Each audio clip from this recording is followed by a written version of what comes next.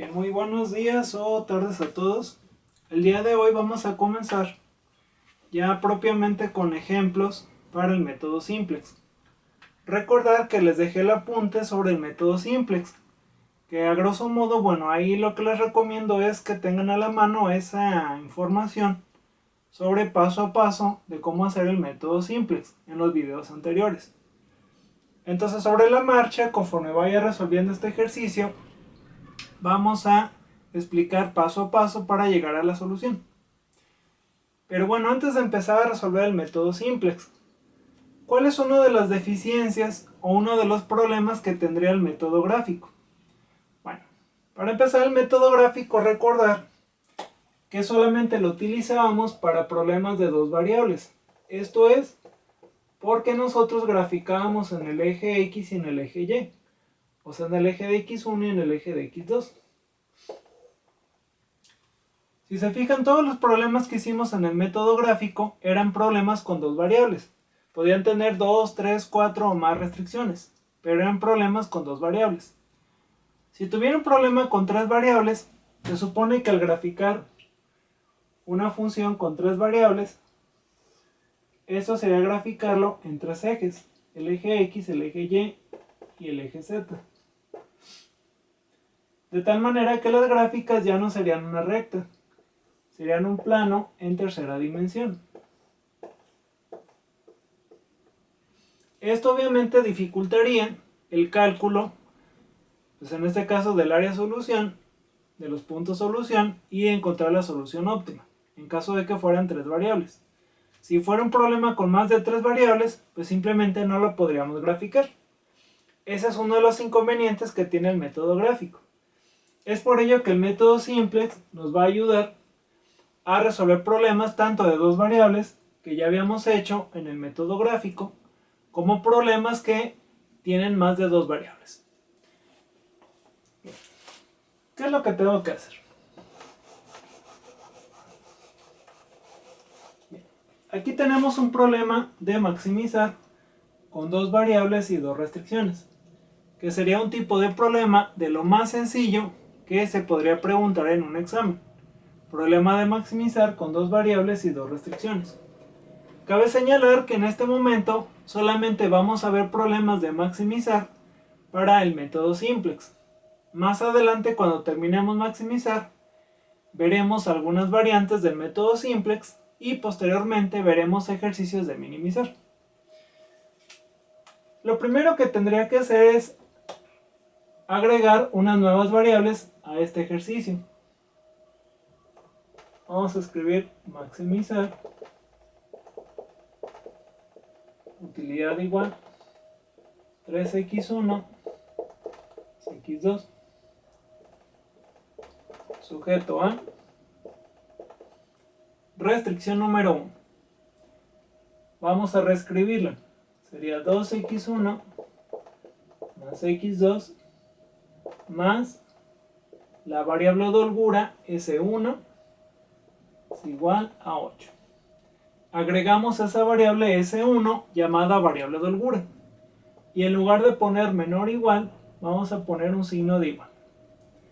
Y en relación a la variable de holgura S1, agregamos a la función objetivo más 0 S1. Restricción número 2. Sería 2x1 más 3x2 más la variable de holgura S2 igual a 2. Agregamos la variable de holgura S2. Y en relación a la variable de holgura S2, vamos a agregar a la función objetivo más 0 S2. Si tuviéramos una tercera restricción, agregaríamos la variable más S3 y agregaríamos a la función objetivo más 0 S3. Si hubiera una cuarta restricción, agregamos más S4 y agregamos a la función objetivo más 0 S4 y así sucesivamente, donde todas las variables, es decir, las variables de decisión x1 y x2 y las variables de holgura S1 y S2, todas deben de ser mayor o igual a 0. Eso es lo primero que tengo que hacer, agregar estas nuevas variables. ¿Para qué nos sirven las variables de holgura? Bueno, en una primera instancia nos van a servir para completar la cantidad que tengo en el lado derecho de cada restricción. Por ejemplo, vamos a suponer que ya resolví este ejercicio y que al resolverlo me quedó el valor de x1 igual a 2 y x2 igual a 2, suponiendo. Si yo sustituyera estos valores en la primera restricción, esto me daría 2 por 2, 4, más 2, 6. Y 6, ¿cuánto me falta para 8? Me faltaría 2. Significa que el valor de S1 será igual a 2. Si lo sustituyera x1 y x2 en la segunda restricción, me daría 2 por 2, 4, 3 por 2, 6. 4 más 6, 10. Y 10 para 12, nos faltan 2. Por lo tanto, el valor de S2 será igual a 2. Si al momento de sustituir x1 y x2 me diera exactamente 8, entonces el valor de S1 será igual a 0. Si al sustituir x1 y x2 en la segunda restricción me diera exactamente 12, entonces el valor de C2 será igual a 0. Entonces, en un primer objetivo, para eso sirven las variables de holgura, para ver qué cantidad me hace falta para completar la cantidad del lado derecho de cada restricción. Ojo, estos valores de x yo los inventé, no significan que realmente sean una solución. Solamente estoy explicando en una primera instancia para qué nos sirven las variables S o variables de holgura. Bien. Entonces, una vez explicado esto, una vez que ya tengo esas nuevas variables, vamos a formar la tabla simplex, que sería el primer paso, de los pasos que les puse en los videos anteriores.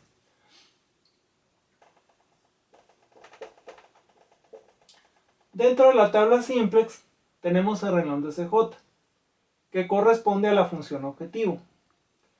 Función objetivo sería 3x1, 1x2,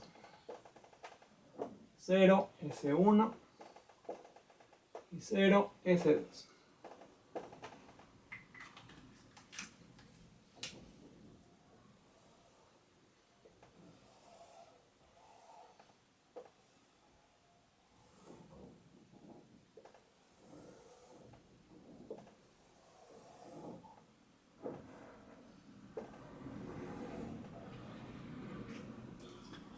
Bien. Dentro de la tabla simplex vamos a colocar las restricciones del problema. Esto es, restricción número 1 sería 2x1 más 1x2 más 1c1. Como no tenemos la variable s2 en la primera restricción, entonces aquí vamos a poner 0. Y esto debe ser igual a 8. Restricción número 2 sería 2x1 más 3x2. Como no tenemos la variable s1 en la segunda restricción, pues aquí vamos a poner 0. Más 1s2. Y esto debe ser igual a 12. Si se fijan, voy poniendo los coeficientes de las variables de acuerdo a la variable x1, x2, s1 y s2. Del lado izquierdo vamos a poner las variables de entrada, que serían 0s1 para la restricción 1, correspondiente a la función objetivo, 0s1. 0s2 en la restricción número 2, correspondiente a la función objetivo 0s2. Después tenemos un renglón llamado ZJ, que es el costo de oportunidad. Para calcular el renglón de ZJ hacemos lo siguiente. Vamos a multiplicar este valor, 0 por 2 Y el resultado se lo vamos a sumar al multiplicar 0 por 2. O sea, vamos a multiplicar y hacer la suma de esos productos. 0 por 2, 0, más 0 por 2, 0. Y 0 más 0, 0. Siguiente elemento. Multiplicamos 0 por 1, 0. 0 por 3, 0. Y 0 más 0, 0. Siguiente elemento. 0 por 1, 0. 0 por 0, 0. Y 0 más 0, 0. 0 por 0, 0. 0 por 1, 0. Y 0 más 0, 0. 0 por 8, 0. 0 por 12, 0. Y 0 más 0, 0. Observamos que todos los elementos de ZJ nos dan 0. Después tenemos un renglón que se llama CJ menos ZJ, que se le llama el criterio simplex. Para calcular este renglón hacemos lo siguiente. El renglón de CJ, que sería este, le vamos a restar el renglón de ZJ, que sería este. O sea, restamos CJ menos ZJ, elemento por elemento correspondiente a cada columna. Esto sería 3 menos 0, 3. 1 menos 0, 1. 0 menos 0, 0. 0 menos 0, 0. Y de esta manera ya llenamos la tabla simplex. Bien, pues espero que hasta este momento no tenga ninguna duda. ¿Qué significa la tabla simplex? ¿Qué es lo que me está indicando? Bueno, cuando nosotros resolvemos un problema por el método gráfico, por ejemplo este ejercicio, lo primero que hacíamos pues era graficar cada una de las restricciones. Suponiendo que las gráficas nos quedarán así. Después de graficar cada una de las restricciones, el siguiente paso era encontrar el área de solución. Que si era por arriba, que si era por abajo, que por la izquierda, por la derecha. Y ya teniendo el área de solución, buscábamos los puntos solución. Que sería el punto A, el punto B, el punto C y el punto D. En algunas ocasiones, cuando les pido practicar el método gráfico, bueno, en varios semestres me he percatado de que en el método gráfico solamente consideran estos tres puntos, el B, el C y el D, y muchas veces omiten el punto A. El punto A es el punto 0,0. Que aunque sabemos que ese punto A 0,0 no va a ser la solución del problema, de todas maneras es un punto solución. El punto 0,0 es el que nos está indicando la tabla simplex. ¿Qué nos indica la tabla simplex? Bueno, las variables que no aparezcan en ningún renglón de la tabla, su valor será automáticamente 0. Si ustedes observan, en el renglón 1 y en el renglón 2 no aparece la variable x1. Significa que el valor de x1 será igual a 0. La variable x2, si se fijan, tampoco aparece en ningún renglón de la tabla. No aparece en el renglón 1 ni en el renglón 2. Por lo tanto, su valor también será igual a 0.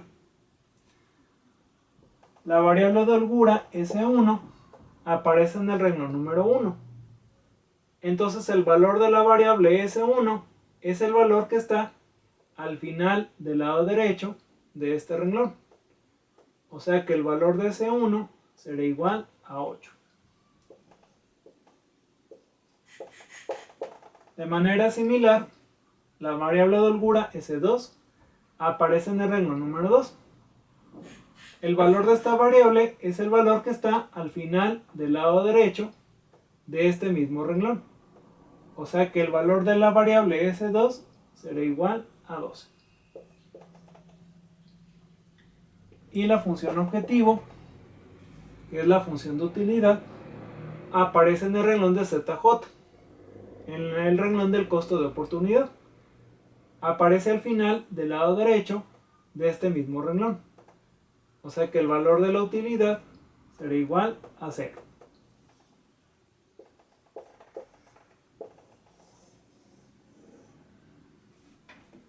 Si nosotros sustituimos estos valores en la restricción 1, ¿qué me darían? Sería 2 por 0, 0, más 0, 0. De 0, ¿cuánto me falta para 8? Pues me faltan 8. Por esa razón, el valor de C1 es igual a 8. Restricción 2.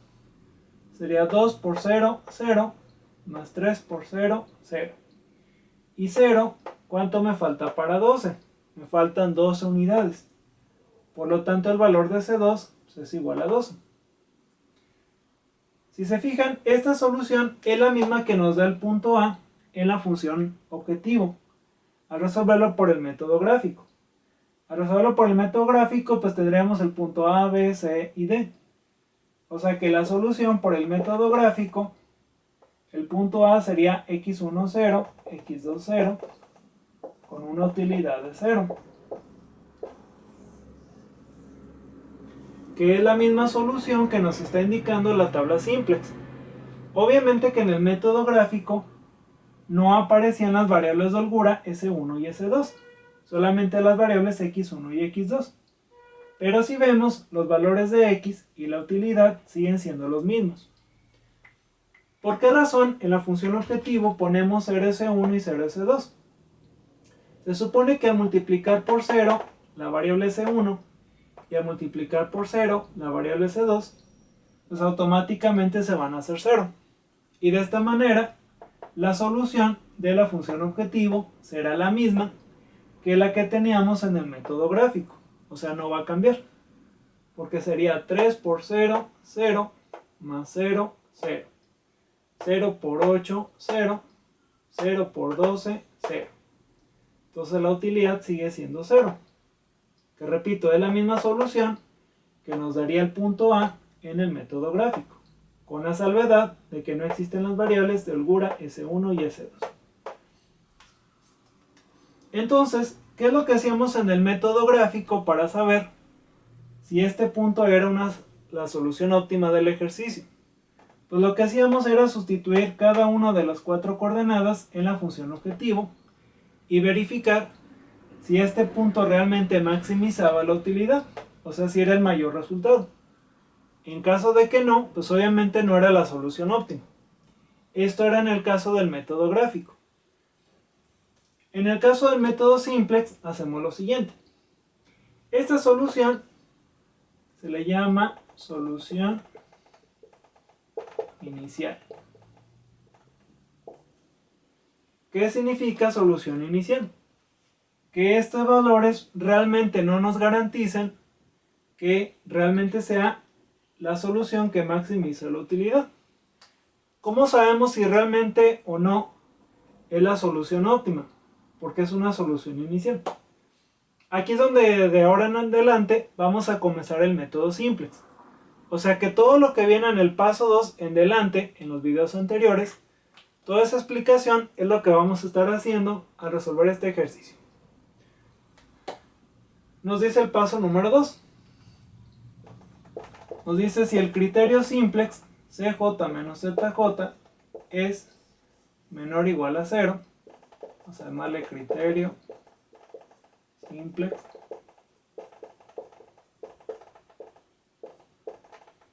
nos dice si el renglón CJ menos ZJ es menor o igual a 0, entonces significa que esta sería la solución óptima, la solución que va a maximizar la utilidad. ¿Y qué es lo que observamos? Observamos que hay dos elementos que no se cumplen. O sea, el hecho de que sean menores o iguales a 0 significa que todos estos elementos de este renglón, CJ menos ZJ, tienen que ser 0 o negativos. O sea, menores o iguales a 0. Y vemos que estos dos elementos el 3 y el 1 son positivos.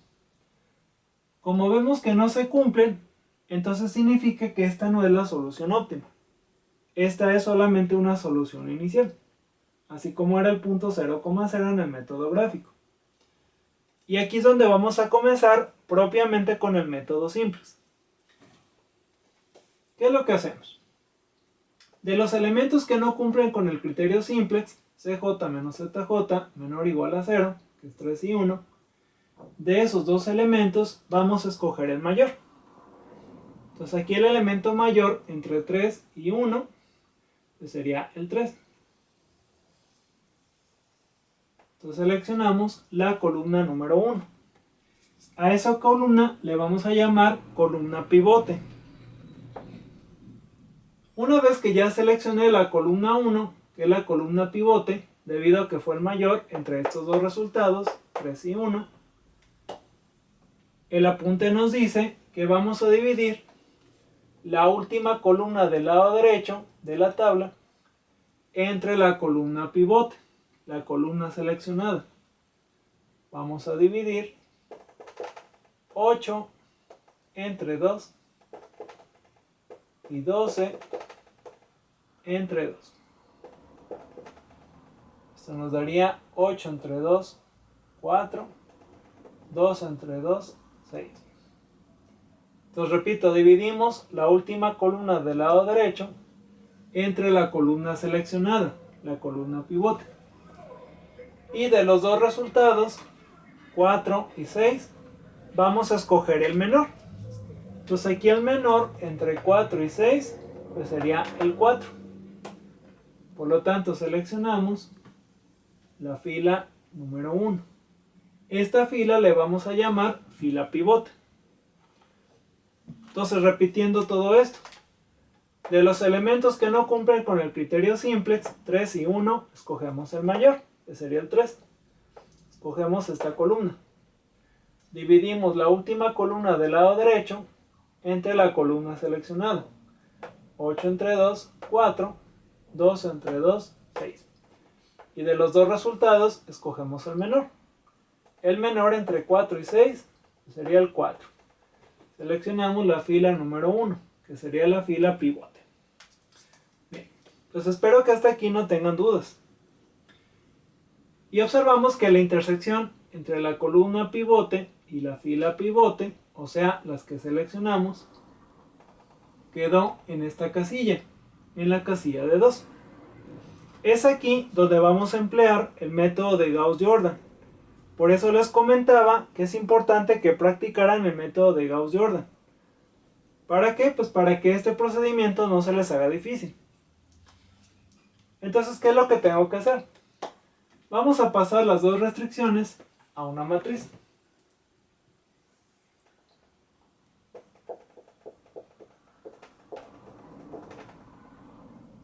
Restricción 1 sería 2x1 más 1x2 más 1s1 más 0s1 es igual a 8.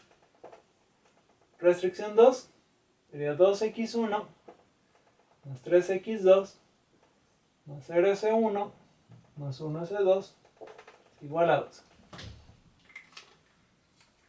Entonces la intersección nos quedó en el 2. El apunte nos dice que la intersección entre la columna pivote y la fila pivote, en este caso es 2, este número tenemos que convertirlo en 1. ¿Cómo convertimos el 2 en 1?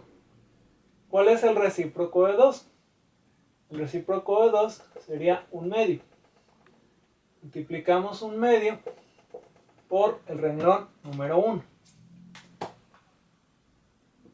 Esto sería 1/2 por 2, 1. 1/2 por 1, 1/2. 1/2 por 1, 1/2. 1/2 por 0, 0. 1/2 por 8, 4. Renglón 2 se pasa igual. Entonces ya convertimos en 1 la intersección. El apunte nos dice que hay que convertir en 0 por arriba y por abajo de este 1.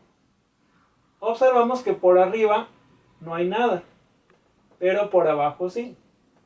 O sea que este 2, que está abajo del 1, tenemos que convertirlo en 0. Para convertir el 2 en 0, ¿cuál es el negativo de 2? Negativo de 2 sería menos 2. Multiplico menos 2 por el renglón número 1, que fue el que convertí en 1, más el renglón número 2. Renglón 1 se queda igual.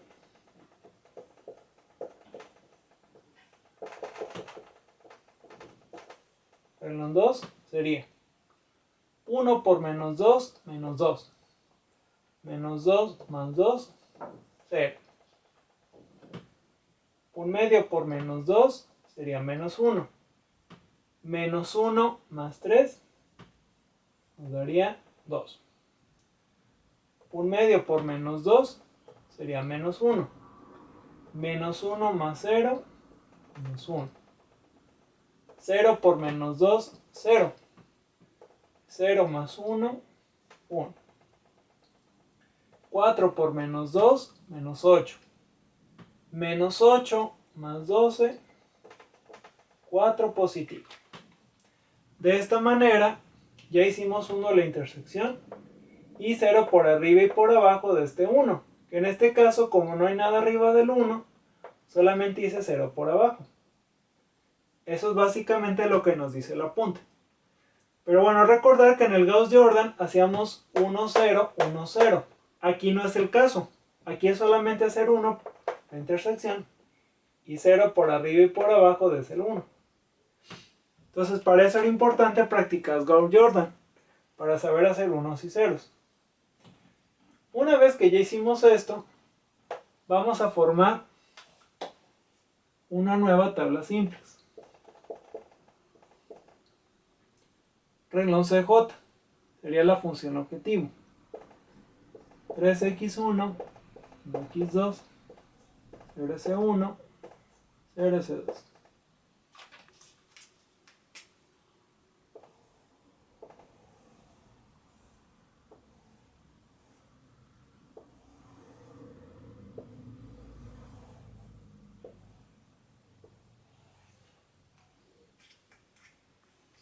Vamos a pasar esta matriz a la nueva tabla simplex.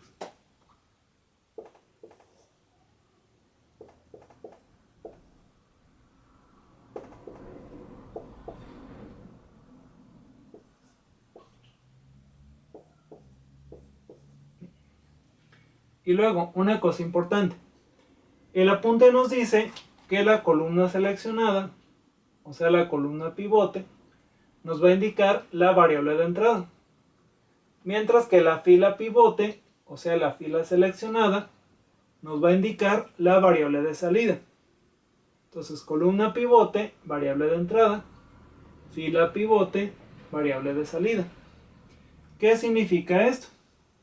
Significa que en la nueva tabla simplex vamos a sustituir la variable de salida, 0s1, por la variable de entrada, 3x1. Entonces, en lugar de poner 0s1, aquí vamos a sustituirla por 3x1. El renglón número 2, como no lo seleccioné, este sigue siendo 0s2. Este paso puede causar confusión en un principio. Repito otra vez. La columna seleccionada va a sustituir al renglón seleccionado. O sea que 3x1, que es la columna seleccionada, va a sustituir al renglón seleccionado. Sustituye a 0s1. Si yo hubiera seleccionado el renglón número 2, pues en lugar de poner 0s2, aquí hubiera sustituido 0s2 por 3x1, que era la columna seleccionada. Si hubiéramos escogido la columna número 2, o sea 1x2, entonces aquí en lugar de poner 0s1,